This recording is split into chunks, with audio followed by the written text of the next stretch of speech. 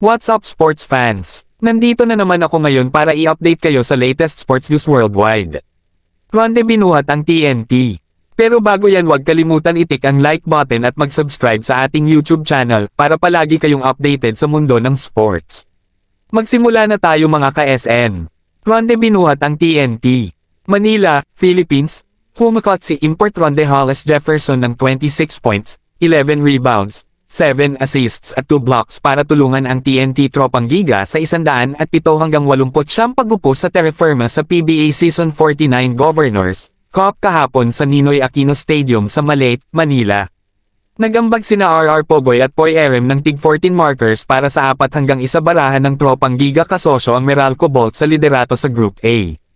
Umiskor si Kim Oren ng 13 points at may tig 10 markers sina Jason Castro at Reyna Batak.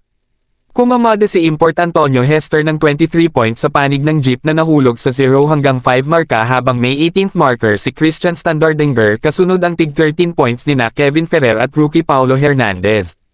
We know they were going to come out strong, and like Ronde said, I think this ball game is really a testament to the willpower of the players even with the number of injuries we had, ani TNT coach Chot Reyes sa terra firma.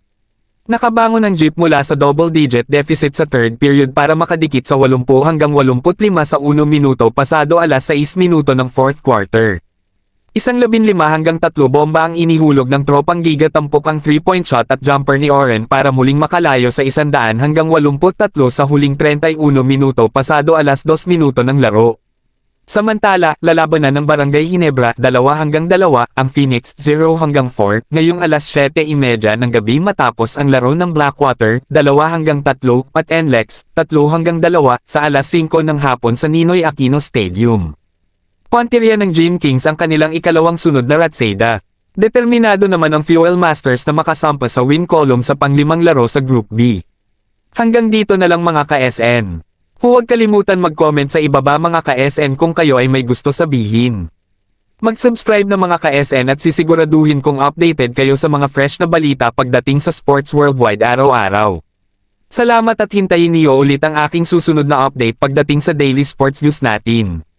God bless to all and keep safe.